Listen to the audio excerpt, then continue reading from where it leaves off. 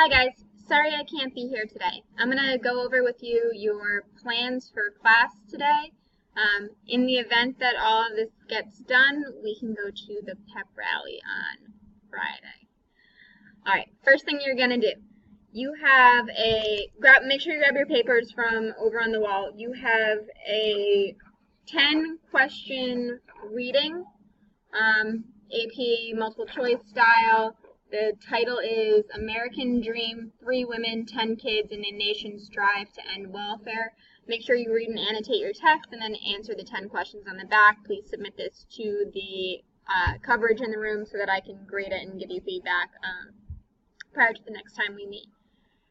This one you'll find is a little bit different. It's got a lot more facts and statistics than generally we're used to. It is not a writer writing about writing, so enjoy that. Some of you this will be easier, some of you this will be harder than what we typically do. So let's see how you do. Alright, so that's the first thing you're going to do.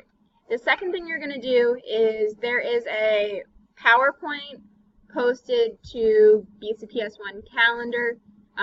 Our next little segment before we move into the Great Gatsby is learning how to do argumentative writing. You're going to need this. It's the third essay on your AP exam. It's worth equal points to the synthesis essay and the rhetorical analysis essay. And it's one that you're probably most familiar with, but I think it's the hardest one to write because you need to really understand what the author is saying, make a claim about what they're saying, and then support it. So I've given you, like, step by step a lot of instructions for how to write this essay. So as you view that PowerPoint, I want you to read and take Cornell notes. Please submit your Cornell notes to the coverage in the room prior to leaving today. What else did I want to tell you? I'll let you use those on your first argumentative essay, which you can expect pretty soon. Speaking of which, also in the bin, you will find a sample of last year's argumentative essay from the 2016 AP exam. So you'll notice that it's a really short passage. It's 2 sentences from Oscar Wilde, and then you see the prompt that they were asked to write on. Notice the last sentence. You'll see this pretty much on every argumentative essay, and it's very similar to the old SAT, not the new one. The new one's a little bit different. It says, use appropriate examples from your reading, experience, or observations to support your argument. So what the College Board is telling you is that you need to make a claim, and then you need to back it up using your own evidence. It's not like the synthesis essay. Nothing is going to be there to help you support your argument except what you bring to the table, which means you've got to have an arsenal of things that you can pull, different examples. So you'll find a brochure over in the bin. It's yellow. It says, My Argumentative Essay Sample, or Examples, excuse me.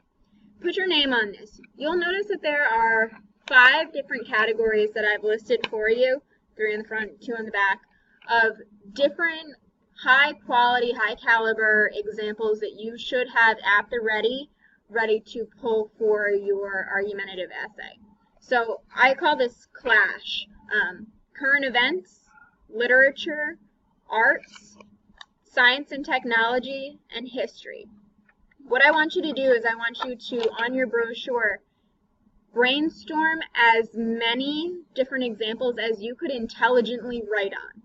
Don't write it down if it's not something that you could write about with, like, pretty decent detail. So for current events, something like, I don't know, the Day Without Women, or the Women's March on Washington, or the Muslim ban. What current event things are happening that you could write about?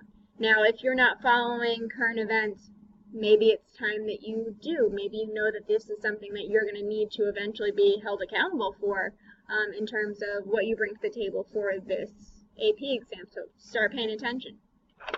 Literature, you could write about any books, plays, poetry, those kinds of things that you've studied. Now, if you're not very familiar with it, it's probably not the best text to put down.